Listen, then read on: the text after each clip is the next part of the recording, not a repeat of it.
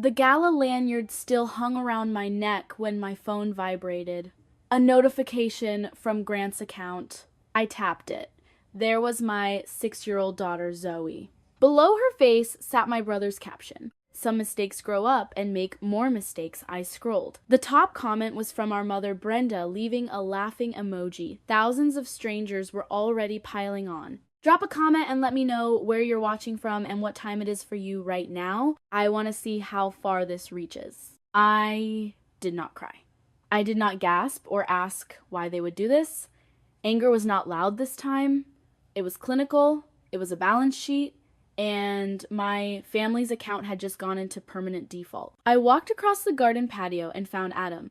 He was speaking with a colleague. I touched his arm, and when he turned, I handed him my phone. He read the caption. He saw my mother's comment. He did not offer empty comfort or pity. He looked at me, and we entered a cold, calculated state. Adam is an architect. He understands structural integrity, and he understood that the structure of my family had just irrevocably collapsed. We left the gala immediately. The drive home was a blur of adrenaline and simmering exhaustion, but the fatigue vanished the moment we walked through the door. By 11:51 in the evening, we were sitting at our kitchen island, the cold reality settling in. The transition from personal pain to strategic operation took exactly 12 minutes. I had spent over 45 years internalizing their behavior, letting them dictate the narrative. For a long time, I believed their casual cruelty was just the baseline cost of admission to this family. That is the trap of normalization. When you are raised inside a toxic ecosystem, you are conditioned to view emotional abuse as a standard operating procedure. You feel silenced because your mind has been trained to audit your own reactions instead of their actions. You convince yourself that absorbing the daily damage is a cheaper invoice to pay than dismantling the entire foundation. But looking at my 6-year-old daughter's face being offered up for digital consumption, the illusion evaporated. This was no longer familial obligation, it was a hostile takeover, and I was going to liquidate their assets.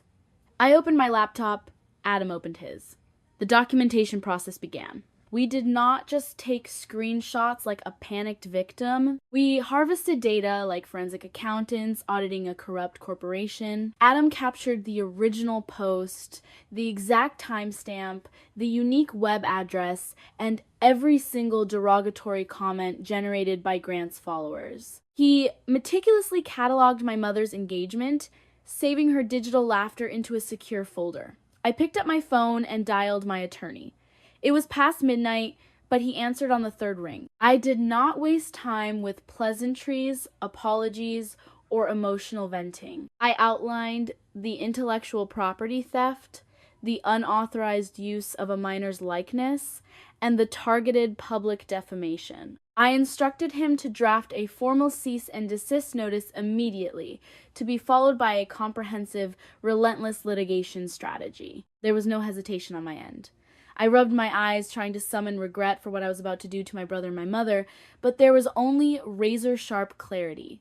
They were not my family anymore. They were hostile entities. I had been the silent investor in their version of family for far too long. Now I realized it had been an expensive subscription, with me footing the emotional bill. I was clicking cancel, and the cancellation fees were going to bankrupt them. While Adam compiled the digital dossier, I reviewed the historical ledgers of my relationship with Grant and Brenda. I had always been the silent scapegoat, the designated backup plan kept in reserve to subsidize Grant's ascendance. When Grant wanted to launch his tech influencer brand 5 years ago, my mother had wept about his boundless potential. She insisted I co-sign the lease on his expensive downtown studio. I complied. When his first 3 business ventures went bankrupt, I quietly paid his credit card minimums so his credit score would not collapse. I transferred exactly $24,500 over 3 years to keep his lavish lifestyle afloat while I worked 60 hours a week restoring 18th century oil paintings in a windowless basement. I traded my own financial security to finance his grand illusion of success. I received 0 dividends.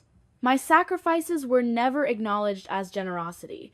They were expected as my inherent duty. I was the overlooked art conservator, useful only for cleaning up the structural messes Grant left behind. They treated my resources as their personal trust fund and my dignity as a complimentary bonus. This is where the architecture of evidence becomes a crucial mechanism for survival. For victims of chronic familial gaslighting, memory is often compromised by the abuser's constant, aggressive revisions. You start to doubt your own historical ledgers. But hard evidence is the ultimate form of self-validation. Gathering receipts, tracking bank transfers, and archiving screenshots is not merely about building a watertight legal case. It is the architectural framework of your own objective reality. It proves that you are not crazy, that you did not imagine the systematic exploitation, and that the emotional and financial deficits are mathematically real. Concrete evidence builds an impenetrable fortress around your sanity that their manipulation can no longer breach. I pulled up my banking records from the past half-decade. I systematically exported every wire transfer made to Grant's account. I compiled every text message from Brenda demanding I cover his persistent shortfalls. I was no longer looking at a brother and a mother. I was looking at two severe debtors who had defaulted on every moral and financial contract we had ever signed. The retaliation was justified because the debt was immense and undeniably documented. Grant completely ignored the thousands of dollars I had poured into his crumbling foundation. He ignored the late nights I spent fixing his website coding errors so he could secure his very first sponsors. He took my capital, built his brand, and then used that very brand to weaponize a stolen photograph of my child for a cheap digital laugh. I stared at the neatly organized PDF folders on my glowing screen. This was not an act of emotional revenge. It was strict, unapologetic accounting. They were not going to be shocked by what they had done to me. They were going to be shocked that I had permanently stopped playing along. At 9 o'clock the following morning, my attorney executed the first phase of the operation. He formally served Grant with a cease and desist notice, demanding the immediate removal of Zoe's image and a public retraction. I sat at my desk at the conservation lab, my phone resting silently beside my tools. I fully expected them to double down. Debtors rarely surrender without attempting to renegotiate the terms. At 10:14 in the morning, Grant updated his social media story. He did not remove the post. Instead, he uploaded a video of himself laughing, waving a printed copy of the legal notice at the camera. When your own family threatens to sue you over a harmless joke, he told his followers, shaking his head with manufactured disbelief. Some people really need to learn how to take a joke. He tagged me. 45 minutes later, Brenda deployed her own countermeasure. She published a lengthy status update on her Facebook page. She did not express a single ounce of remorse. It is so sad when sensitive people let their own insecurities tear a loving family apart, she wrote. We used to be able to laugh together. Now, everyone is so quick to call the lawyers over a little innocent humor. Praying for healing, I read their updates with clinical detachment. There was no spike in my heart rate. There was no surge of despair. They were functioning exactly as my models predicted. Their gaslighting was intensifying, confirming what I already knew. They felt zero remorse. They genuinely believed they held proprietary rights to my daughter's face, assuming they were perfectly entitled to leverage Zoe for their personal brand engagement. They viewed us not as human beings, but as raw materials to be mined for content. Their coordinated public response was a massive strategic error on their part. By doubling down, they provided me with fresh, legally binding evidence of malicious intent. I captured Grant's video. I archived Brenda's status update. I forwarded every piece of data directly to my attorney. They were operating under the delusion that familial ties granted them immunity from civil liability. They thought I would eventually fold, intimidated by public pressure and the stigma of suing my own blood. They completely miscalculated my threshold. I was not negotiating a truce. I was initiating a liquidation. The legal boundary had been drawn, and they had chosen to publicly step over it, laughing while they trespassed. I did not text them back. I did not engage in digital warfare in their comment sections. I maintained absolute radio silence. Let them think they were winning the public relations battle. Let them enjoy the cheap engagement metrics and the hollow validation from strangers. They were playing checkers for likes and shares. while I was executing a legally binding checkmate. I picked up my scalpel and returned to the 18th century canvas in front of me, meticulously scraping away layers of accumulated grime. It was tedious, precise work, requiring absolute focus and an unemotional hand. Removing toxic elements from a masterpiece is a delicate process.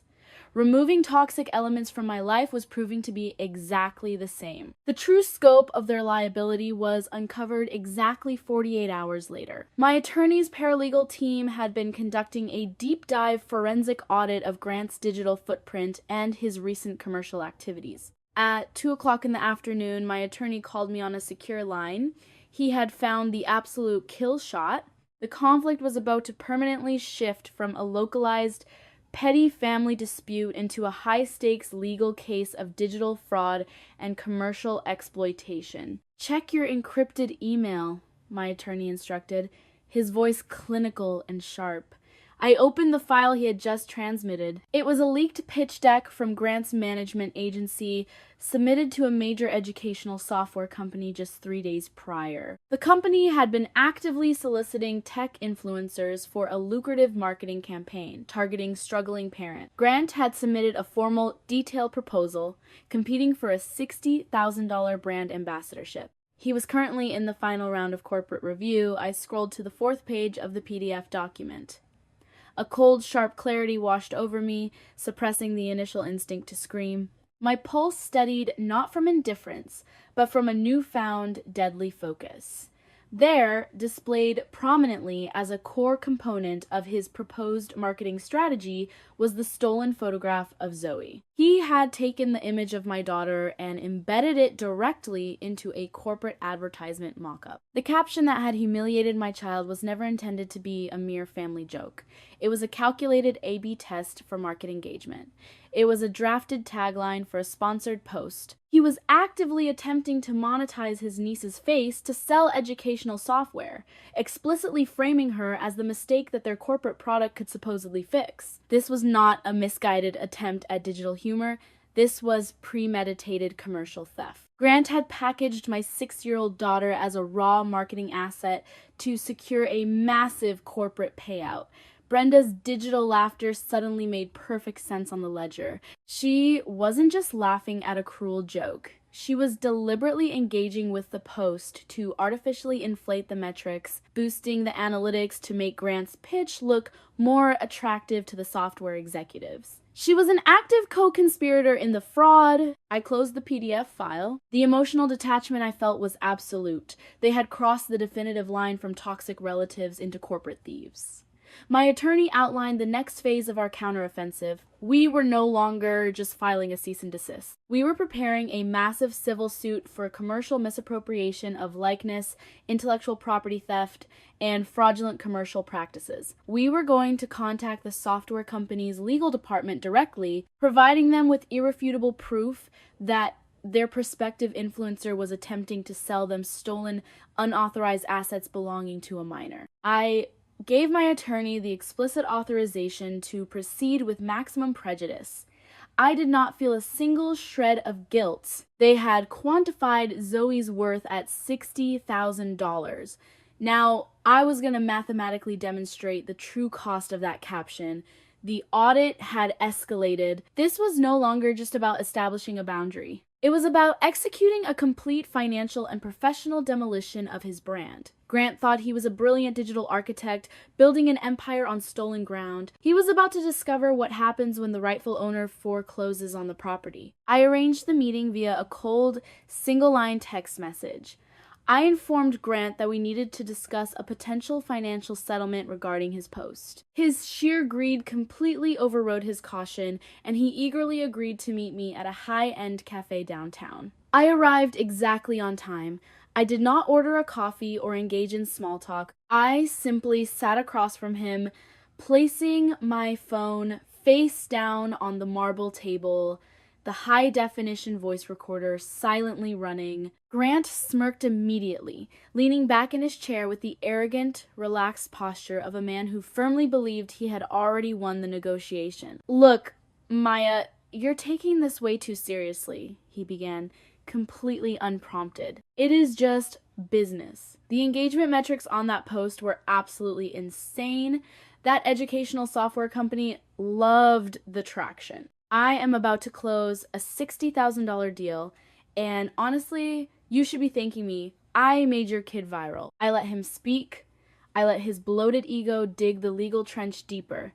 I did not interrupt, nor did I display a single ounce of anger. I simply sat perfectly still and let him explicitly confess to commercial intent and unauthorized monetization on a recorded line. I knew this was the only way to hold him accountable for the lies he had spun for years. I was protecting my daughter's future in a single-party consent state. Once he finished detailing exactly how he planned to personally profit off my daughter's face, I picked up my phone and stopped the recording. That educational software company just received a formal legal notice from my attorney. I stated, "My voice is level and cold as a sheet of glass. They have been informed that the central visual asset in your pitch deck is stolen property. They have formally paused our partnership negotiation, citing a severe violation of their internal ethics and risk management policies regarding intellectual property." Grant's arrogant smirk vanished instantly. The blood drained completely from his face as the brutal reality of the transaction hit his ledger.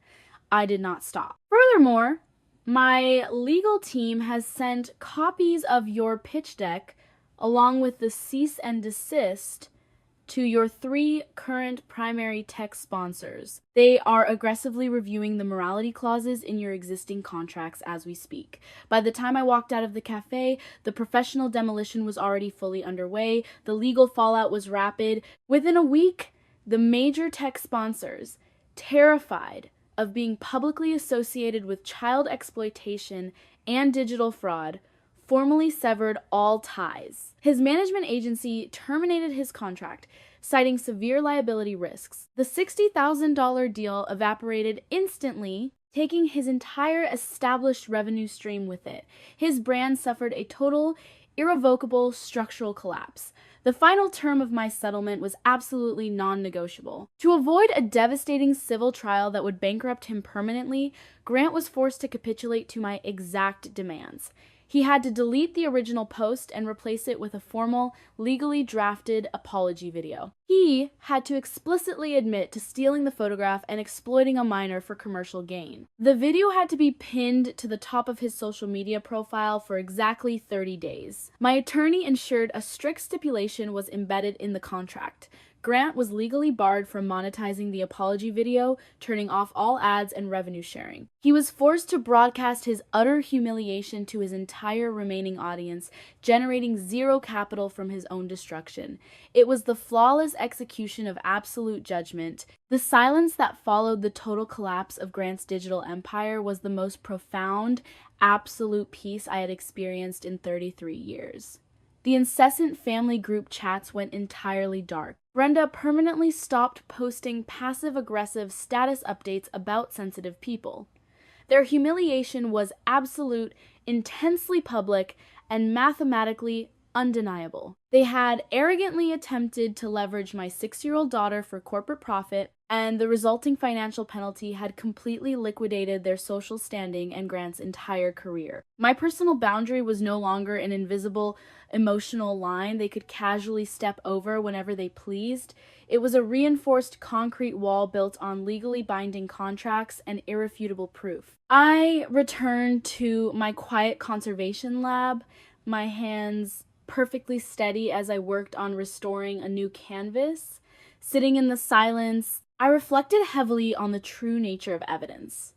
I realized that hard evidence is the only bridge between a toxic past and an independent future. It wasn't about winning an argument.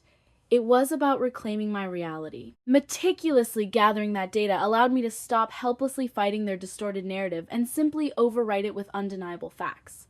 I had successfully become the master architect of my own peace, using their own digital footprints as the very bricks to permanently seal them out of our lives. The ledger was finally closed. The complex transaction was fully complete, and the massive debt had been paid in full through their total professional and social bankruptcy. I've come to realize that protecting your peace sometimes requires becoming the villain in someone else's distorted story. For a long time, I thought being a good daughter and a good sister meant endlessly absorbing their impact and carrying their weight. I thought forgiveness was a mandatory family tax that I was forced to pay. But forgiveness isn't always for the other person. Sometimes it's the only way to set yourself free. I had to forgive myself for not establishing these structural boundaries sooner. I had to forgive myself for ever believing I deserved the assigned role of the silent scapegoat. It was a messy, painful process of deconstruction. I didn't reach inner peace overnight. I had to systematically dismantle the guilt they had installed in me like a faulty foundation. True healing didn't come from their apology video, which was legally forced and entirely hollow anyway, but from the quiet realization that the storm had finally passed. Healing came from the profound, quiet realization that my daughter and I are inherently worthy of absolute protection, and that I possess the unshakable strength to be the one who provides it. The air in my home feels different now, lighter, cleaner, entirely ours. We are safe, and we are finally free. If you've ever had to set a boundary with family, tell me your story in the comments. Hit share if you believe in protecting your peace.